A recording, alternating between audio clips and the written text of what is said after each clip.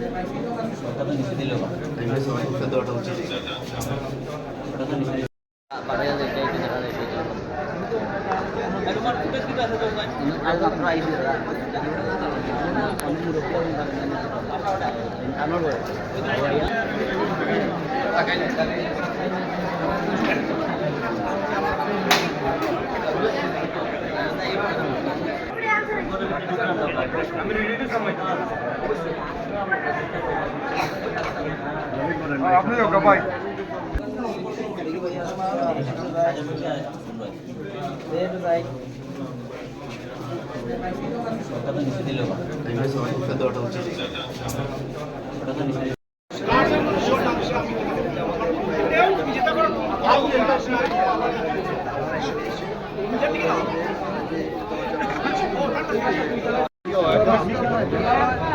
আন্তরিকভাবে চেষ্টা পরে পাঠিয়ে চলেছি তখন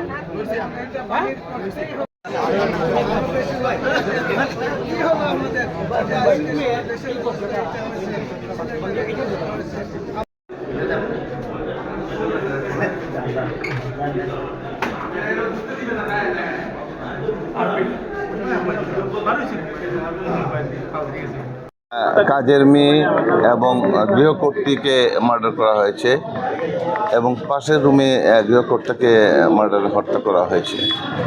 এত পৈশাচিকভাবে তাদেরকে হত্যা করা হয়েছে এবং সমস্ত বাসা জুড়ে রক্ত সব দিকে ছড়িয়ে ছিটিয়ে আছে।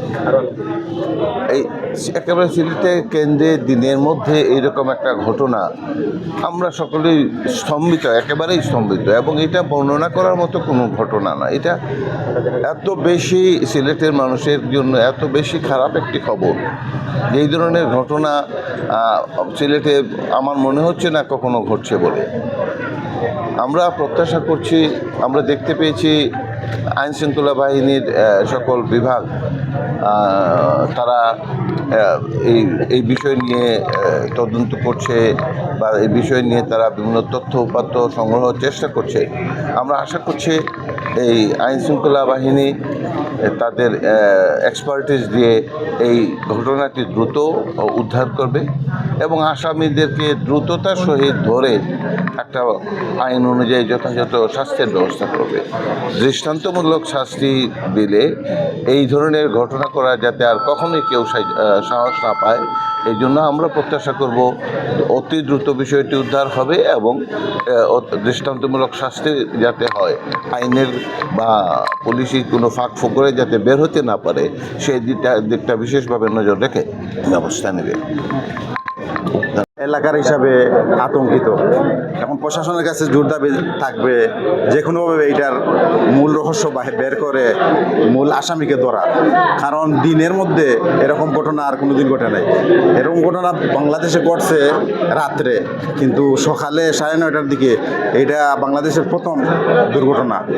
এইটা ওই লোক যিনি মারা গেছেন উনি ওনার ওয়াইফ, ওরা খুব ভালো মানুষ, আর সাথে কাজের মেয়েটারও মারছে। আমাদের সিলেটবাসীর বা এলাকার পক্ষ থেকে জোর দাবি থাকবে ওই প্রকৃত খুনিকে অতি দ্রুত যেন গ্রেপ্তার করা হয়। হত্যা করেছে একজন পুরুষ, দুইজন মহিলা। এটা অত্যন্ত ন্যাক্কারজনক এবং এটা কোন ভাষায় যে পেশ করব এটা বলতে পারছি না। এর জন্য এটার তীব্র নিন্দা এবং প্রতিবাদ জানাচ্ছি। সাথে সাথে এই যে খুনের ঘটনাটা ঘটছে, আমি আশা করি প্রশাসন এবং পুলিশ প্রশাসন যদি আন্তরিক থাকে তাহলে এটা কুলু বের হবে ইনশাল্লাহ। আর সিলেটবাসীর পক্ষ থেকে আমাদের দাবি হচ্ছে এই ঘটনায় কুলু বের করতেই হবে। যদি করতে বেটার হয় তাহলে এটা সরকারের উপরে পড়বে। তাই সরকারকেও আমি অনুরোধ করছি যে সিলেট যে এই ঘটনাটা ঘটছে এইটা কুলু বাহির করতে হবে, এর জন্য উপযুক্ত ব্যবস্থা নিতে হবে। আর গোটা সিলেটবাসীর কাছে অনুরোধ, আপনারা ঐক্যবদ্ধ থাকেন, সংঘবদ্ধ থাকেন। দেখেন এখানে 9:30 ঘটনা ঘটছে, ওনারা চিল্লাচিল্লি করছে, আশপাশের লোক যদি না আসতো তাহলে ওদেরকে ধরে ফেলতে পারতো। তাই এখন আসলে আমাদের সাহায্যকারী মূলত আল্লাহ রাব্বুল আলামিন। এই প্রশাসন বা এদের উপরে নির্ভর করে লাভ নেই। তাই পাড়ায় পাড়ায় আসলে বিশেষ করে যুবকদেরকে আমি অনুরোধ করছি, তোমরা সংগঠিত হও এবং এই ঘটনা হলে ত্বরিত গতিতে ব্যবস্থা নেওয়ার পদ্ধতি বাহির করো, তাহলেই আমরা শান্তিতে বাঁচতে পারবো। এরপরে আমি আল্লাহর কাছে দরখাস্ত করছি, আল্লাহ যারা ইন্তেকাল করেছেন এবং তাদেরকে তুমি জান্নাতবাসী করো, শাহাদাতের মর্যাদা দান করো, তাদের আত্মীয়স্বজন ছেলেমেয়ে সহ যারা আছেন তাদেরকে সবরে জামিল এখতিয়ার করার তুমি তাদেরকে তৌফিক দান করো। আসসালামু আলাইকুম ওয়া রাহমাতুল্লাহ। আইন শৃঙ্খলা বাহিনী আপনাদের কিছু বলার থাকলে বলছেন। পরিচয় কি? এই বাসার যিনি মালিক তিনি এই ঘটনা অপঘাতে বানিয়ে যাই হোক, যে যিনি বয়স্ক মানুষটা উনি এবং ওনার স্ত্রীর কথা শুনেছি। তো আমি এছাড়া তো আর আমার জানার কোনো সুযোগ তো আর নাই। আমি আসছি এইখানে মেইনলি ঘটনা শুনে সচক্ষে একটু দেখার জন্য। পুলিশ কর্মকর্তাদের সাথে আমার আলাপ হয়েছে, আপনারাও পুলিশ কর্মকর্তা বাইরে হইলে আপনারা কথা বলতে পারবেন। থ্যাংক ইউ ভাই। ক্রাইম সিন প্রোটেকশনের কাজ করছি, আমি একটা স্পেশাল টিম করে দিয়েছি। আমরা এর মধ্যেই তাৎক্ষণিকভাবে কথা বলেছি এবং এইটা হলো যে কোনো হলো যে পারিবারিক মানে এখানে আমরা এটাও পেয়েছি যে তার হলো যে ওয়ার্ড্রোব অথবা হলো যে আলমারি যেগুলি আছে এগুলি খোলা আছে, মনে হচ্ছে এখান থেকে কিছু স্বর্ণ অথবা অন্যান্য যদি কোনো দামি জিনিস থেকে এগুলি সরানো হয়েছে। তাহলে এখন ক্রাইমটা কোন নেচারের আমরা এটা এখন খতিয়ে দেখছি, এটা কি কোনো ডাকাতি অথবা কোনো আগের কোনো এনমেটি আছে কিনা, কারণ এখানে দলিল একটা দেখা গেছে। তো এইটা আমরা পারিবারিক কোনো আগের মধ্যে শত্রুতা আছে কিনা এটা আমরা খতিয়ে দেখছি, অথবা এটা কোনো হলো যে এই ডাকাতি জনিত কোনো হলো যে মার্ডার কিনা এইটাও আমরা খতিয়ে দেখছি। আমাদের স্পেশাল টিম এখানে আছে। আমি আপনাদের কাছে সহযোগিতা চাচ্ছি এবং হলো যে আপনাদের কোনো ইনফরমেশন থাকলে আমাদের কাছে আমরা কাজ করছি। আমরা আশা করি দ্রুত এই হলো যে এটা রহস্য আমরা আঘাতের ধরনটা মনে হলো যে তারা হলো শার্প কোনো হলো যে অস্ত্র দিয়ে তাদেরকে হলো আঘাত করেছে। অস্ত্র এখন পাওয়া যেটা এখন আমরা ক্রাইম সিনটা দেখছি। আপাতত এখানে ক্রাইম সিনের মধ্যে আমরা কোনো অস্ত্র আপনি দেখতে পাই। আচ্ছা, আপনারা কিভাবে খবর পেয়ে এখানে এলেন? আমাদের কাছে আমাকে আজকে সকালে এখানের একজন হলো যে এই মিতালির একজন আবাসিক এরিয়ার কোনো এক ভদ্রলোক আমাকে ফোন দিয়েছিলেন যে এরকম একটি ইয়াতে হলো যে বাড়ি 11 নম্বর বাড়ি, এখানে হলো যে দরজা বন্ধ এবং আমাদের এখানে ভিতর থেকে দরজা নিচে রক্ত আসছে।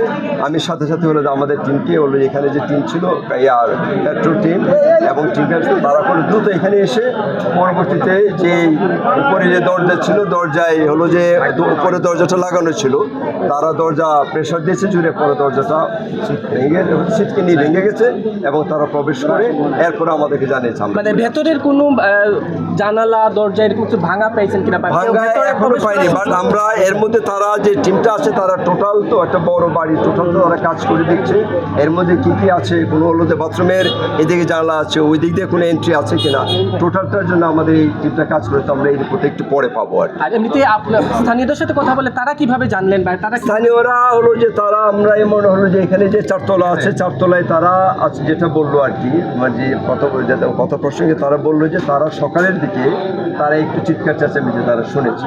এরকম হলো যে আমরা সবচেয়ে হলো যে নিয়ারেস্ট যারা নেইবার মানে 4 তলায় তারা এরকম একটা বিষয় বলছে। এইটা হলো যে আমাদের একটা ক্লু হতে পারে। তার মানে বিষয়টা ঘটনাটা এখনও যদি আমি এক্সাক্ট টাইম আমরা এখনও না জানলেও সকালের দিকে বিষয়টা হতে অত্যন্ত দুঃখজনক এবং মর্মান্তিক, অত্যন্ত বর্বরতম একটা বিভৎস ঘটনা। দুইজনই বয়স্ক লোক, বাড়ির যারা কর্তা ব্যক্তি এবং তাদের কাজের মহিলা দিনের আলোর মধ্যে সকাল আমরা যদি খবর পাচ্ছি 9টা সাড়ে 9টার দিকে ঘটনা সংঘটিত হয়েছে। এইভাবে দিনে দুপুরে যদি একজন মানুষ তার বাড়িতেও নিরাপদ থাকতে না পারে, তাহলে আইনশৃঙ্খলা পরিস্থিতি কোন পর্যায়ে রয়েছে এই বিষয়টা নিয়ে কিন্তু প্রশ্নের উদ্রেক হয়। এই রায়নগরেই কিছুদিন আগে এখানে আরেকটা এইভাবে হত্যাযোগ্য সংঘটিত হয়েছিল, ঘরের মধ্যেই সেইভাবেই খুন করা হয়েছিল। এই রায়নগর আবার এখন 3 মার্ডার হয়ে গেল। কিছুদিন আগে আমরা দেখেছেন কাজিরবাজার ব্রিজে একটা ছাত্র হত্যার ঘটনা ঘটেছে, এর আগে র্যাব সদস্য হত্যার ঘটনা ঘটেছে।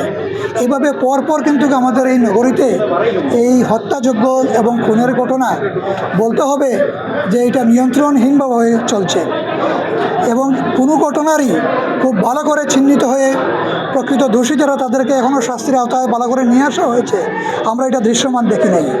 তো এছাড়াও পুলিশের টহল এবং সেখানে আইনশৃঙ্খলা বাহিনীর যে সক্রিয় অবস্থান যেভাবে লক্ষ্য করার প্রয়োজন, সেই শীতলতার কারণেই কিন্তু এই ধরনের দুর্দর্শ ঘটনাগুলো ঘটছে।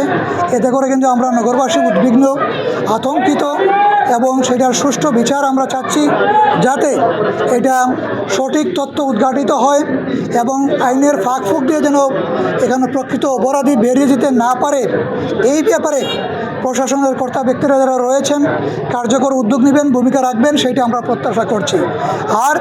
আর যেন কোনো খুনের ঘটনা সংঘটিত না হয়, কোনো আইনশৃঙ্খলার অবনতি না ঘটে, এই ব্যাপারে সেখানে সংশ্লিষ্ট যারা ব্যক্তিবর্গ রয়েছেন তারা এখানে ভূমিকা রাখবেন বলে আমরা আশা করছি। এখানে স্বরাষ্ট্রমন্ত্রী মহোদয় তারও দায়িত্বের জায়গা রয়েছে। আমরা আশা করব স্বরাষ্ট্রমন্ত্রী এখানে সরাসরি হস্তক্ষেপ করবেন। তিনি সংসদের সর্বমন্ত্রীর দায়িত্ব গ্রহণ করেছেন, কিন্তু তার মন্ত্রণালয়ের কোনো খবর নাই সেখানে কী ঘটনা ঘটতেছে। মানুষ বাড়ির মধ্যেও নিরাপদ নয়। এই অবস্থায় একজন মন্ত্রী তার দায়িত্ব সঠিকভাবে পালন হচ্ছে সেটাও নিয়ে কিন্তু প্রশ্নের উদ্রেক হচ্ছে। আমরা আশা করব যে স্ব জায়গা থেকে প্রত্যেকে তাদের দায়িত্ব পালন করবে এবং আইনশৃঙ্খলার উন্নতির দিক থেকে এই কার্যকর পদক্ষেপ গ্রহণ করবে, এটাই আমরা আশা করছি। আপনাদের সকলকে ধন্যবাদ। কান্না একটা আছে, চোখের হাসি, হাসিটা 2 রকমের। এই যে ঘটনা ঘটে গেল, এটা তো আমরা সব আতঙ্কে আছি। আমি পাশের বাসা, সব আতঙ্কে আমরা আছি। এটা আমাদের সিসি ক্যামেরাও আছে, এই মহল্লায় 120টা সিসি ক্যামেরা আছে। সিসি ক্যামেরা থেকে লাভ কী হইল? No utility. আমি শুধু 9:30টার দিকে চিৎকার শুনছি, মহিলার চিৎকার। আমি মনে করছি যে কাজের মেয়েকে হয়তো মারতেছে, এতটুকুই।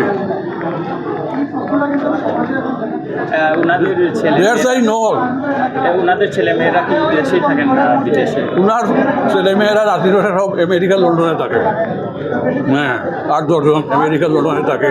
উনি ওনার বাসার 2টা বিল্ডিংয়ের মালিক, আরও জায়গা আছে, আরও অনেক টাকা ব্যাংকে আছে। ওনার জায়গা সম্পত্তি অনেক, পদের সম্পত্তি আছে। এতটুকু আমি জানি আর কি। এই যে ঘটনাটা ঘটলো, আমরা শুনতে পেয়েছি যে পুলিশ বললো সকালের দিকে, এটা তো এই এলাকার জন্য বা একটা আতঙ্কের বিষয়। এই বিষয়টাকে আপনি কি বলবেন যে প্রশাসনের? এই বিষয়টা আমি বলতে পারি যে সকালের দিকে তো নীরব থাকে, আর আমাদের বিল্ডিংয়ের গেট এবং এই বিল্ডিংয়ের প্রায় বিল্ডিংয়ের গেট খোলা থাকে। সিকিউরিটি ওই যে কেয়ারটেকার রাখে, কোনো লাভ নাই। এরা তো 7টার সময় যায়, এরা সময় মতো থাকে না। এরা গেট খুলিয়ে চা খাইতে যায়, পান খাইতে যায়, গেট তালা মারিয়ে যায় না। দিনে খোলা থাকে। রাত্রেও তো সিকিউরিটি আমাদের নাইট গার্ড আছে 6 জন। রাত্রে কোনো ভয় নাই আমাদের, কিন্তু দিনের বেলা ভয় থাকে। আমি প্রায় সময় আমার ক্যারেক্টারকে বলি যে তুমি গেট তালা মারিয়ে লক করিয়ে রাখো, ওই সে কথা শুনে না। বারবার ধাক্কি করার পরে কোনো সারা শব্দ নাই। সারা শব্দ না হওয়ার পরে পাশের বাসা থেকে একজন গেছেন, তখন মানে ব্লাডিংটা দেখা গেছে বাইরে থেকে, যে জ্বর ব্লাডিং। তখন গিয়া আইনশৃঙ্খলা রক্ষাকারী বাহিনীরে জানানি হয়েছে। জানানির পরে তারা ইয়া মানে দরজা এইগুলা ভাঙ্গিয়া ভিতরে ঢুকিয়া দেখুন যে এই 3টা লাশ। যে মুরব্বী তার নাম হইল গিয়ে সাত্তার। আমরা ছোটোবেলা থেকে চিনি সাত্তার। এই এলাকার মিতালি এলাকার মানে প্রথম যে কয়টা বাসা মানে অক্টার উপরলা ধরা যায়, তার অক্টাও বাসা, তার 65টাও তার বাসা, তার 3 মেয়ে 1 ছেলে, সবাই প্রবাসী। আর বাসায় উনি, ওনার স্ত্রী আর কাজের লোক থাকতো। তো উনি আর ওনার স্ত্রী আর একটা কাজের মেয়ে, তিনজনকেই মানে হত্যা করা হয়েছে। এই এখন আইনশৃঙ্খলা বাহিনী তাদের এভিডেন্সগুলো সংগ্রহ করতেছে, রেস্ট্রিক্টেড করে দিছে যে ওইখানে আসলে আমরা এত ভিড় করে ওইখানে বিস্তরে যাওয়ার প্রয়োজন না, কারণ অনেক এভিডেন্স নষ্ট হইতে পারে। ঘটনাটা কখন ঘটেছে আপনার? ঘটনাটা মানে অনেকে কর যে সকালের দিকে আর অনেকে কর রাতের দিকে। তবে মানে আমি আমার যতটুকু মানে রক্তর কারণ তাজা রক্ত দিচ্ছে, এতে বোঝা যায় যে বেশিক্ষণ হয়েছে না, যতটুকু লাগে যে সকালের দিকেও হওয়ার সম্ভাবনা বেশি, কারণ রক্তটা দেখা যায় যখনও মানে প্রবাহমান। আশেপাশে সিসি ক্যামেরা আছে কি? আস্তে এই এলাকা তো রায়নগর যে যতটা এরিয়া আছে সবচেয়ে মানে সমৃদ্ধ এলাকা হচ্ছে মিতালি। এখানে সব বাসায় সিসিটিভি আছে, সবগুলাই আছে। আচ্ছা, আপনারা যেহেতু এখানকার স্থানীয়, হ্যাঁ, ওনাদের পারিবারিক কোনো দ্বন্দ্ব কারোর সাথে আছে? না, ওনার তো 3 মেয়ে 1 ছেলে, সবাই প্রবাসী। এখানে তো পারিবারিক দ্বন্দ্ব আমরা তো আর সঠিক জানি না। আর ওনারা তো আমরা সবসময় দেখি উনি একজন সজ্জন ব্যক্তি, পাচক নামাজি ব্যক্তি। ওনার সবসময় দেখি ওনার তো দ্বন্দ্ব হওয়ার কোনো বা উনি কোনো রাজনৈতিক দলের সাথে জড়িত না বা দায়িত্বে যারা আছে তারা তো অবশ্যই গিয়ে অবহেলা করতেছে, নতুবা তারা যদি চৌর থাকতো তাহলে সন্ত্রাসী হলে এই ধরনের গিয়া সাহস পাইতো না। যদিও আমাদের সিকিউরিটি আছে 6 জন, তারা 7টার সময় চলে যায়, সকাল 7টায়। এরপরে তো আমরা নিরাপদ নাই। সিসি ক্যামেরা সব জায়গায় আছে। সিসি ক্যামেরায় কি মানুষ গিয়া এই ধরনের ঘটনা ফিরাইব? সিসি ক্যামেরায় তো এই জাতীয় ঘটনা ফিরানির কথা নাই, এবং সিসি ক্যামেরা দিয়ে মানুষ খুঁজিয়া পাওয়া তো কঠিন ব্যাপার, সন্ত্রাসী হল খুঁজিয়া পাওয়া কঠিন ব্যাপার। আমরা খুব শান্তিতে আছি পাড়াতে। যদিও আমি ঔষধ খাইয়া ঘুমাইছিলাম, আমি উঠছি গিয়া কিছুক্ষণ আগে, ঘুম থেকে উঠতেই খবর খাইয়া আসছি। তো আমরা নিরাপদ না, এক কথায় আমরা নিরাপদ নয়। এই ধরনের ঘটনা বহু বছর আগে শুনছিলাম যে মীরাবাজার আজব শেখের বাড়িতে, বহু বছর আগে। আর আমরা তো এই ধরনের আমরা সিলেট শহরে শুনছি না, কিন্তু ইদানিং যে অবস্থা শুরু হয়েছে, রাস্তাঘাটে হাইজ্যাক বেশি বাড়ছে, চুরি চামারি বেশি বাড়ছে। আর এই ফাড়াতে, ওই বৃহত্তর এই এলাকার মধ্যে এই প্রথম এই ঘটনাটা। এই ভদ্রলোক অত্যন্ত ভালো মানুষ, পাচক নামাজি মানুষ। রাস্তাঘাটে পাইলে সালাম ছাড়া কোনো কথা নাই। আমি সালাম করবার আগে মুরব্বী গিয়ে আগে সালাম করে নিতাম এবং ফ্যামিলির খবর জিজ্ঞাসা করতাম। অত্যন্ত ভালো মানুষ।